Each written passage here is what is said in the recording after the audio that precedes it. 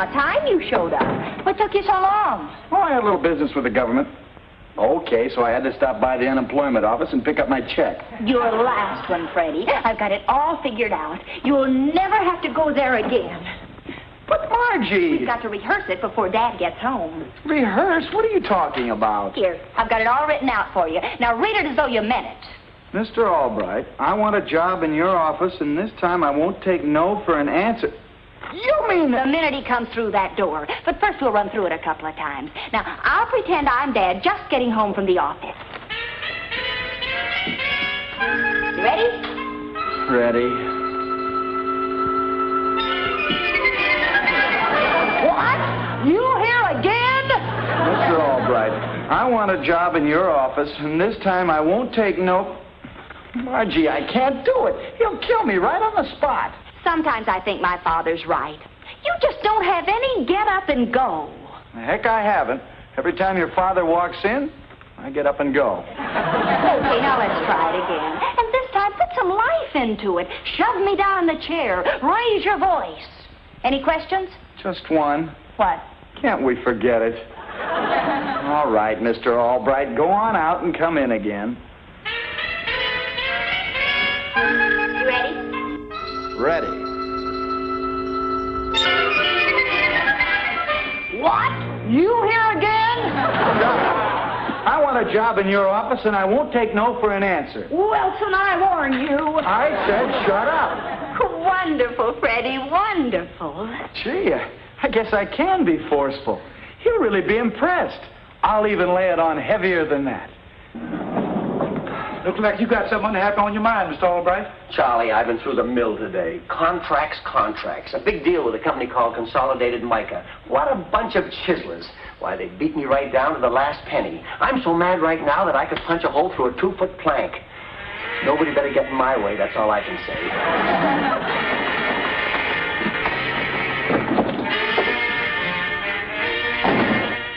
Here he comes. Get ready.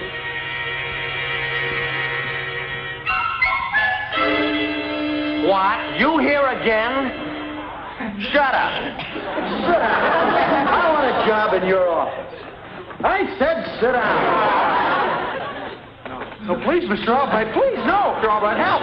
Help! No! My apartment, help! No! Stop me. This is it. This is the payoff. I knew it had to come sooner or later. Oh, honey, I'm sorry I blew the roof in, but I've had a terrible day. But even on a good day, I think I could do that goon in. You're just against him. Oh, forget about Freddie. I'll tell you what. Early Sunday morning, we'll drive over to Jersey. And you remember that place in the Palisades where we used to picnic, Satan's Cliff? I want to talk about Freddie, not about Satan's Cliff. Oh, Margie, honey, give him up. He'll never amount to anything. He completely lacks the essential ingredient. What's that? Gumption, that's what. Look what just happened now. If he'd have stood his ground, would I have been able to say, as I can now, he's a coward? No. If he'd stood his ground, I'd have had to say, that boy has gumption. You mean you wouldn't have hit him? Of course I'd have hit him. Right square in the mush. But I'd have to admit that boy had gumption. Gumption. So all I have to figure out is how to give Freddie the gumption he needs. I read a book the other day. It was about a man and a woman. Oh? Well, what about them? In the first 10 pages, they kissed 20 times. What's that got to do with gumption? Nothing. But I just can't get it off my mind. I put it on my library shelf under M for mule. I got such a kick out of it.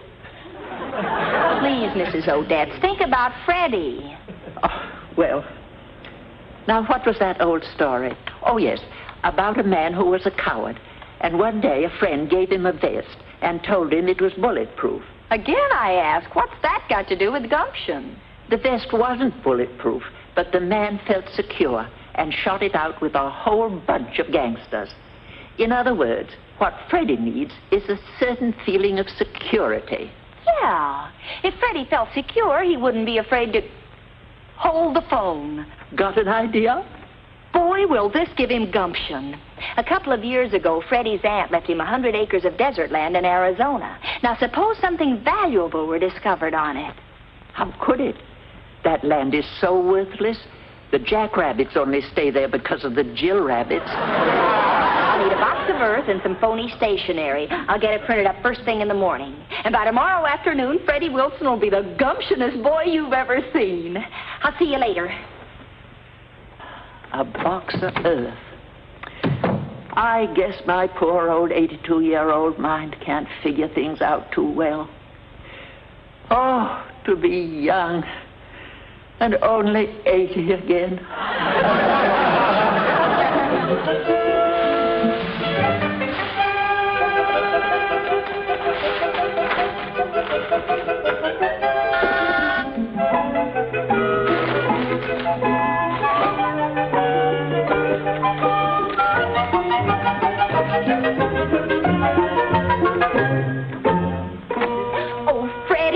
You hurried over. I've never heard you so excited on the phone before. What's up? This tells the story, but first I want you to see something. It came in the mail this morning. This is yours. Oh, Margie, you shouldn't have done it. Just what I've always wanted, a box of dirt. Is this what you called me about? Remember when your aunt left you that property in Arizona, and I told you ought to find out if it was worth anything? No, I don't remember that. Oh, don't you remember anything? Well, about a week ago, I decided to find out for you. That earth is from your land, and this is from an assayer I paid to check it for you. Read it. This is about my land? Dear Mr. Wilson, we would suggest you keep the following extremely confidential until you have expert advice as to proper procedure. We are sending sample of your topsoil. Same covers more than 50 of the 100 acres. This soil contains 47% top-grade uranium! Take it easy, Freddie. Don't get excited. 50 acres of uranium! I'm going to call the unemployment office and tell them what I think of them. No, Freddie. You've got to calm down and act sensibly. Yoo-hoo! Margie! Come on in, Mrs. Odetts. Margie, do you realize what this means? I'm a trillionaire. I think I'll buy New York. Oh, I see you've told him the good news. Mrs. Odetts, I've always wanted to do something nice for a sweet old lady. Is there anything you'd like? I'm not sweet and I'm not old. I'm so young, I help Boy Scouts across the street. Oh, he didn't mean anything, Mrs. Odetts. I'll bet you could get a job in my father's office now. Your father's office? Who wants to work for a cheap little outfit like that? I think I'll buy up all the automobile factories in Detroit and make just one car, the Freddie. Then I think I'll buy my mother that island she's always liked, Bermuda. Freddie, you've got to calm down. Careful, girl. You're touching an aristocrat. Listen, Freddie Wilson, you wouldn't feel so big if it hadn't been for me, so pipe down and listen. The rich can afford to be understanding. What is it, child? Look, the letter said not to act until you get expert advice. So? And so how much money have you got to get that expert advice? 7 cents. You see, what you need is a job. You've got to have capital. Otherwise, somebody will steal you blind. You'll have to give it away before you have time to develop it. Gee, that's right. And Freddie, where's a better place to find out how big business operates than my father's office? Or are you still afraid of my father? Afraid of him? That poor guy? Huh. It might be amusing working with him. If I like it, I'll buy out the whole firm. Oh, and Freddie. Yeah? Whatever you do, don't let my father and Mr. Honeywell find out about the uranium. You know how clever they are in getting what they want. Don't you worry about a thing. Oh, almost forgot my uranium. You won't let them find out what's in it. Not a chance. See you later. So long, kid. Freddie, if I've ever seen a man with gumption, you're it. Gumption's my middle name. Well, did it work or did it work? He's as good as hired already.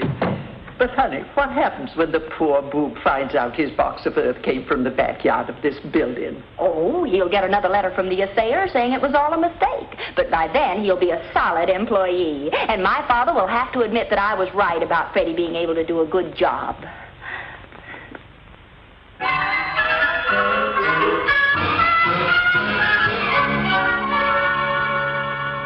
Hey, I'm a boy. Oh, thanks, Mr. Honeywell. I've already told Ed Whitlock that we're all set on this end for the consolidated mica deal. Fine. You've done a good job. You've worked hard. I'll be in my office.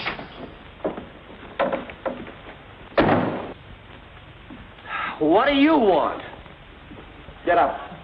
What did you say? I said get up. Go find yourself a smaller office. I like this one. Mr. Honeywell, will you open the door so I won't break it when I throw him out? You stay where you are. What? Do you realize I'm the president of this company? Look, Honeywell, Honeywell? Nobody calls me anything but Mr. Honeywell. I told Margie to give you up. I hope the district attorney understands my contribution to society for what I'm about to do. You don't scare me, Whitey. I'm going to work in this office. All right, I've had enough of this, Ninny. You have my full permission. I'll get the door. Oh, you've asked for this for a long time, and now you're going to get it.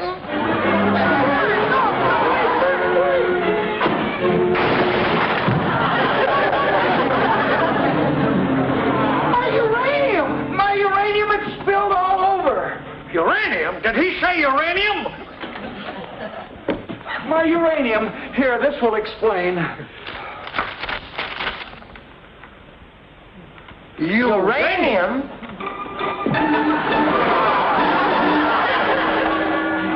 All right, don't waste a train of it. You wanted a job with us, son? You don't want me. Oh, now, whatever gave you that impression? You only like me now because I have 50 acres of uranium. Why, Freddie Wilson, how can you accuse Mr. Albright and me of being mercenary? Why, we always liked you, my boy. Always. I've wanted to ask you this question for a long time. Will you come and work with us, please? Gee, you really mean it, Mr. Albright? Oh, come into your office, Freddie, boy.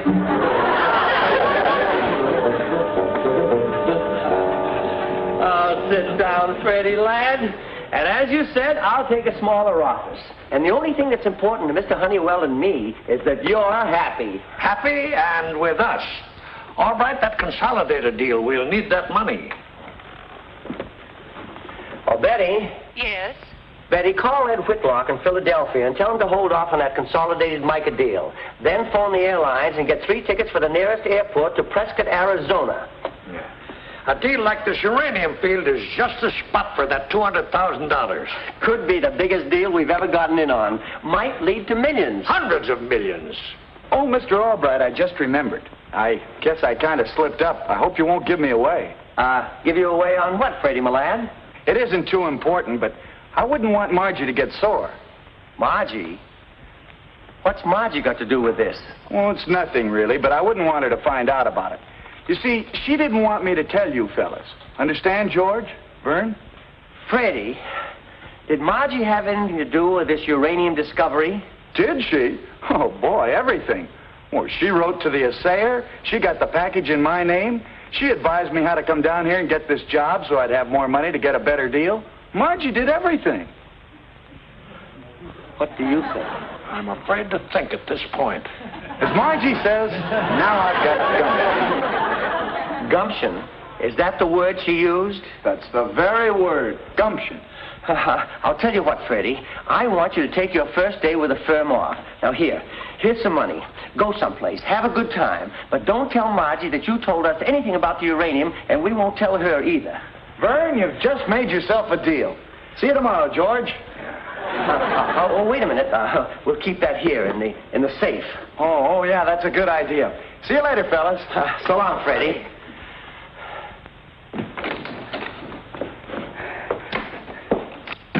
I could tell you had an idea. What is it? Well, if Margie's involved, we can't take a chance. Betty, look up a metallurgical laboratory. Metallurgical, that's right. And tell them we want a man over here as soon as possible with a Geiger counter. Yes, a Geiger counter.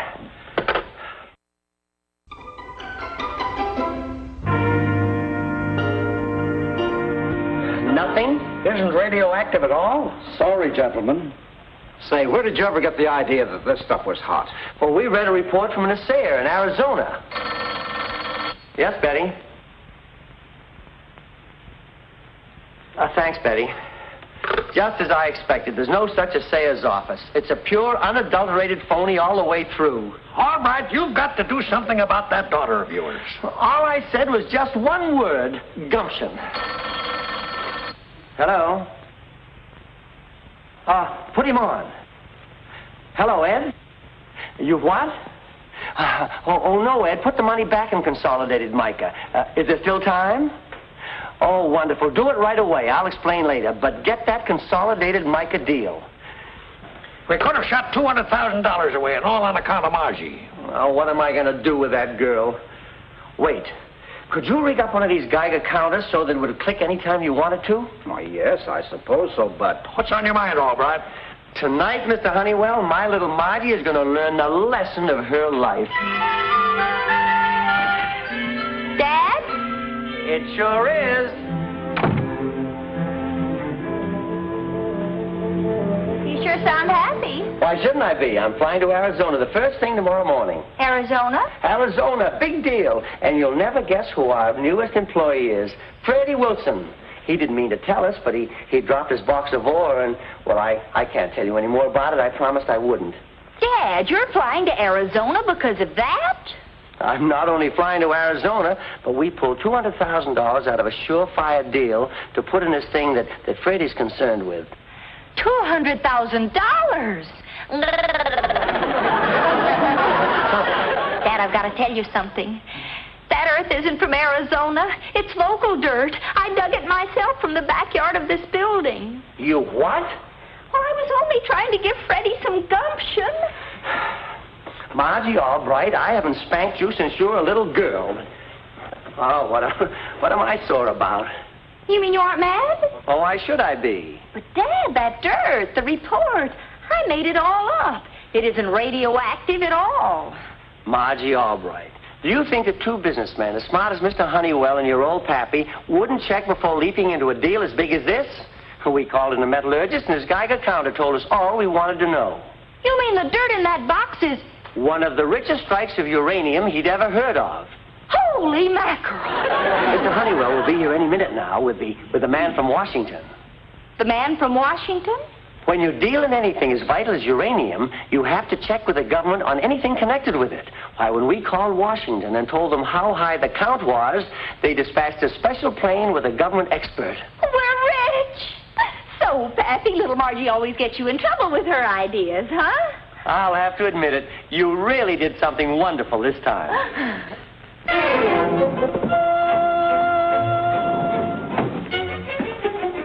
Sure you got everything straight? I think so. My little Geiger counter is about to play the gag of the year on Mr. Albright's daughter. I guess you know what to do. Don't you worry, Mr. Honeywell. I'll make it look good.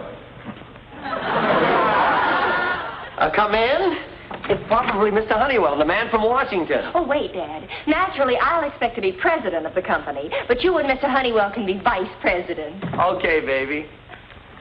Hiya, Vern. Hiya, Margie. This is Professor Wessler from Washington. How do you do, sir? How do you do?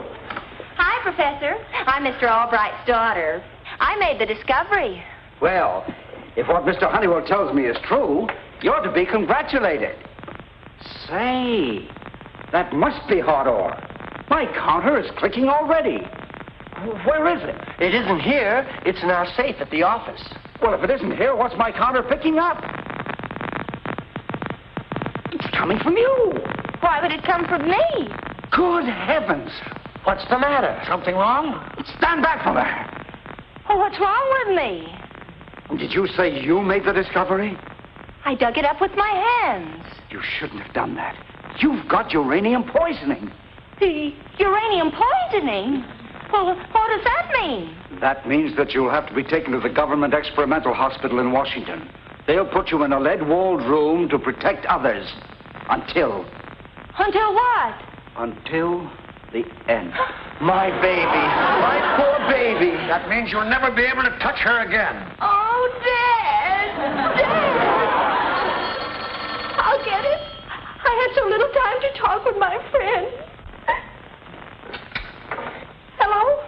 Margie, I've been sitting here trying to figure out what kind of a gag was Mr. Honeywell and that other man talking about playing on you a few minutes ago. You must have the wrong number. Oh, I see. You weren't onto the gag, but you are now. Oh. Oh, my baby, my poor baby. Don't touch her. I'll call Washington and arrange everything. I'll go and say goodbye to Mrs. Odetts.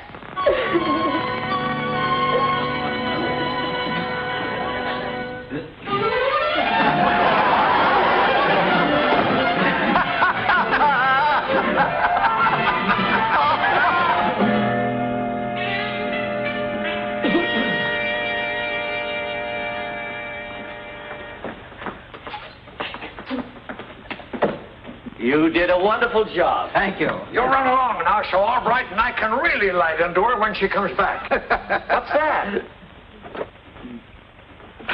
It's a note. Dear Dad, I just couldn't face it this way. I'm going to Satan's Cliff and end it quickly. This is my final goodbye. Satan's Cliff? Poor little Margie. What have we done? We've got to stop her.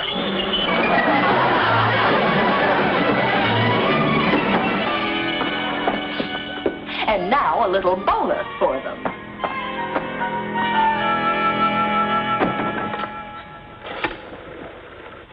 What you going to do? Hello? Get me the New Jersey State Police. Police? The man in the book was a policeman. Crazy copper. Hello? If you'll go to Satan's Cliff, you'll find 3 lunatics there looking for an imaginary girl they're trying to convince isn't radioactive. That's what I said. Well, I said they were lunatics.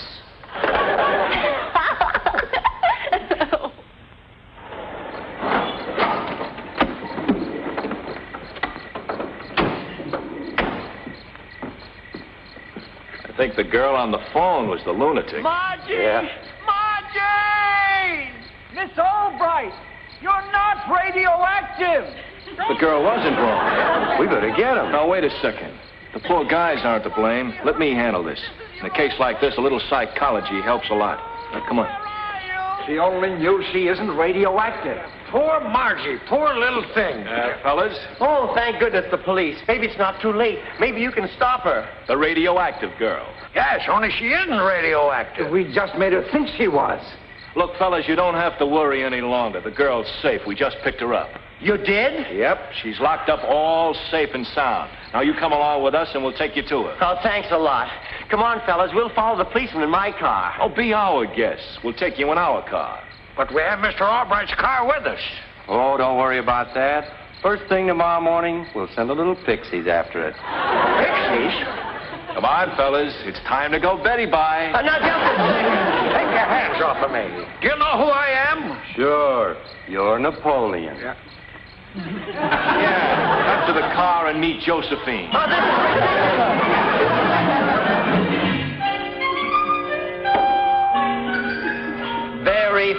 very funny indeed. Well, they only kept you overnight. Now, you listen to me, young lady. If you ever do a thing like that again, Margie Albright. Morning, Margie, my girl. I told my tailor about my good luck, and he gave it to me on 100% credit. Did you tell the kid here about our little merger, Vern? Get out of here. But, Vern. Get out. But, Vern, you, me, George, my uranium. Go, Freddie, go on.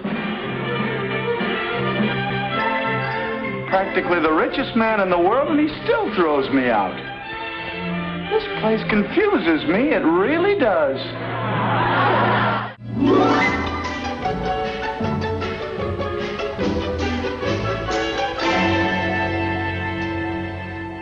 I guess you're still mad, huh? Mr. Honeywell, too? Good. Maybe this time you learn not to play tricks on little Margie. You started it. You sold that bubble-brained Freddie a crazy bill of goods and... Okay, I guess we did ask for it. Well, that's my little Margie for you.